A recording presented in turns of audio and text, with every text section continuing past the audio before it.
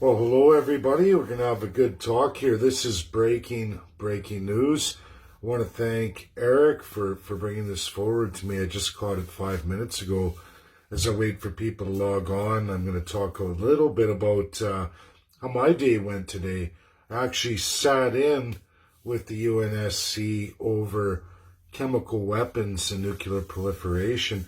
If anyone hasn't been paying attention, Joe Biden rolls out advanced nuclear reactors as his supplement to the Green New Deal. For anyone who doesn't understand the significance of that, advanced nuclear proliferation and enriched uranium will absolutely ensure that you can go with a hydrogen fuel cell. Those countries that can't participate in that, i.e. Canada, you're not going to be able to, especially with the climate we're in. So I spent literally today 6 hours with the UNSC. Pretty awesome, eh? Every single country. So although Russia and USA are going at it, they're not ready to, of course, call it quits. I kind of laugh at all the UN states that participate there. Suckers born yesterday. At least I got to, chat in the chat function, get out Canada's narratives and the problems we're having.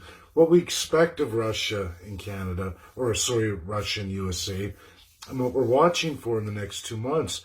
And of course, that's the Declaration of Human Rights, 1948, signed by Russia, and the USA releases all Crimea sanctions. I went into Ukraine too. That was brought up by France, and they were getting into Ukraine, and I brought up, hey, Ukraine never signed the Declaration of Human Rights 1948 either. So when people who talk about Magna Carta, that is the supersized Magna Carta on this earth today. It's the real living embodiment of that, expanded greatly. It's got a lot of superpowers there. So nations who don't sign that, you have to have issue with, right? And it gets hard to deal with international law when some are subject to and some are not. So it's not really international law, so to speak, when you're dealing with the UNSC member. But now that that's all done and said, I'm going to get into the breaking news here. I see lots of people are logged on now, so we're going to get into it, everybody. Justice Center, John Carpe, they go into court, and guess what the court does? We're sorry, Hinshaw does not have to bring forward any scientific evidence whatsoever. Now, everybody, why would a court not want to see evidence? Can you think of any court you've ever heard of that's going to rule, regardless of government, that they won't hear the scientific evidence or require such? What kind of court of law would ever come up with that solution in the democratic free world that you all know today? Who would ever make a ruling like that? You won't find that in the United States of America.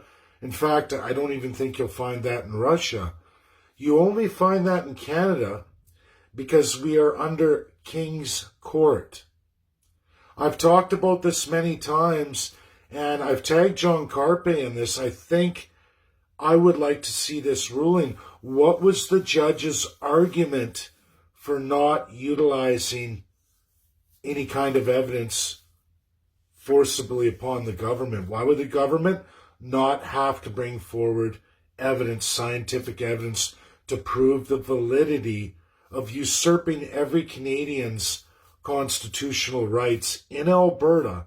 These are federal charter rights and freedoms, freedom of religion. Why would they do that, right? Why would they do it? So the only reason they would do it is if the Crown used its power and absolutely told the judges how this is going to go down, like they have done many, many times before. I have stacks of court cases where judges ruled Supreme or Superior, which this is Superior Court right here in Alberta, highest court. They are ruling that they won't look at the evidence because, I guarantee you everybody, Lieutenant Governor through Premier or Lieutenant Governor through Prime Minister, I don't think it really matters because they're both the Crown sharing that autocratic power. And we don't have juristocracy. We have the opposite. We have King's Court. That means the court is subject to whatever the crown deems necessary. Kind of like king and queen, because it is king and queen. Justin Trudeau is king. His court of premiers are like lords and barons, absolutely from the age of colonialism. This is the constitutional colonialism embedded in our Canadian Constitution. The how to govern of Canada's Constitution is absolutely cemented divinely in those crown powers. They were never removed.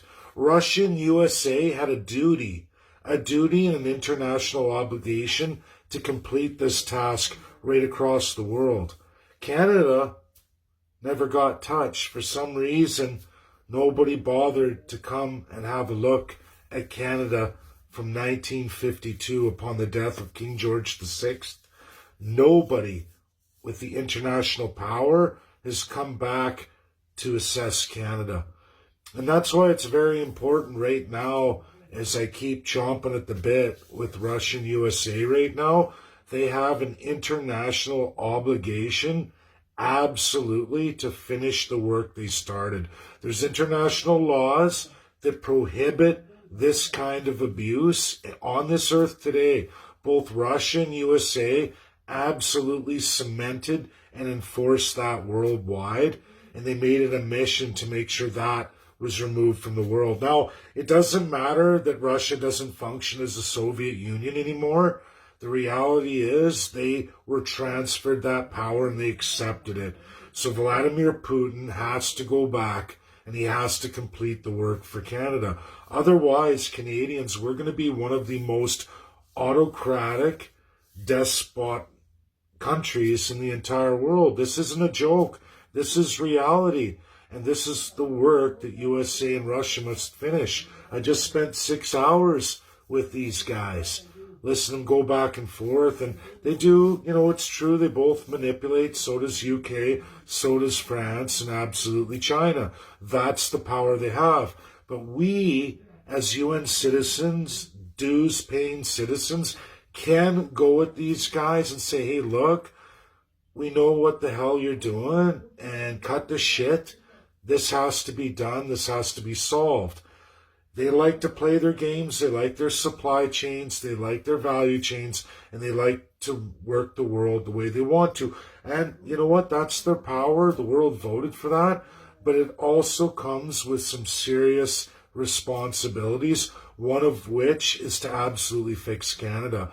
They should be both assisting Canadians in getting out of crown colonial power, especially as it's embedded in our Constitution, as all of our elected parties are granted that absolute colonial crown power. Exactly how UK left it has been assumed by all of our political parties once elected to office. It is the entirety of the Canadian system and the only rules of governance. If I was to sample every Canadian today and say, hey, do you think it's right that courts make decisions based on what the government tells them to? One or two people decide on a court case whether there's merit or not. Judges can use precedent law, but any time these crown powers of colonialism embedded in our Constitution, the how to govern rules, very limited ones, allow the government to step in on any court case they deem necessary or want to. Can you believe that in the province of Alberta, against the provincial government, breaching not only Canadian charter rights, which are enshrined federally, but also they are human rights enshrined internationally, bound, absolutely bound in international law. It's a human rights violation. It belongs in the ICC. The question is Quebec through France and then Upper Canada, Ontario, all in bed with UK, and they're going to use those UNSC powers to make sure this never sees the light of day? Do you know what I learned today when I was on that stage as I sat through all of it, absolutely all of it? When Canada was afforded the opportunity to speak, do you know how Canada was presented? By Australia.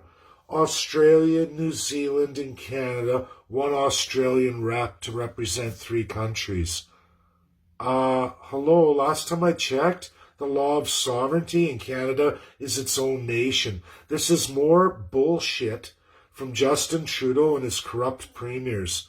This is a law that Canadians don't know. I sat through it all live today. Absolutely. My video is being loaded up on YouTube, as well as I've put a Twitter, but it's taken forever to load. I don't know why. Maybe it's too massive for Twitter platform, but I'm locked out of Twitter. People are asking me things I can't answer because my tweets are locked out until the video loads. But lots going on, and the world is waking up and listening. It's unfortunate, but Canadians, get this shared out. This is reality. And you know what? We need to see this particular case because I want to know exactly the words the judge used to make their decision that says the government does not have to produce any evidence as to any scientific method they used to determine that the Charter of Rights and Freedoms, religion, and the absolute human right, not only that it's enshrined in the Declaration of Human Rights, but it is absolutely binding in international law, absolutely under the UN Charter of 1945. That means all 5 UNSC members have ratified that, as well as absolutely the entire world. The entire world. Can Canada get away with this as a non-UNSC permanent representative? The answer is no. And while we may not be able to deal with this domestic problem in our domestic corrupted courts, I do believe Crown empowered colonialism in our system absolutely breaks international law, belongs in the International Criminal Court, and it absolutely, over what's happened with the right of religion versus freedom of movement, and what the government deems freedom of movement in mass scale is okay, even though we know all the variants came from other countries. That's why they're called variants. They were transported here on airplanes in a monumentous amount of freedom of movement, while at the same time crushing everybody domestically and saying that freedom of religion's the problem and it has to be eradicated. That's absolutely against the law internationally. And Canada wouldn't even show their face in the Security Council today. They opted out. Wonder why, but guess what? I got to represent Canada. Isn't that nice? 6 hours of me on there. What do you think of that? Pretty phenomenal, right? Share it. It's real. It's legit. And I'm just going to keep at it. So you all should too. Share this out. Breaking news. Let's find out what the tail of the tape. I want to see that judge's commentary and why they decided the way they did. I already know the answer, but it's nice to add to the stack pile of evidence of our absolute colonial empowered constitutional monarchy that is absolutely 100% illegal in this world today. Bye now. Share the video.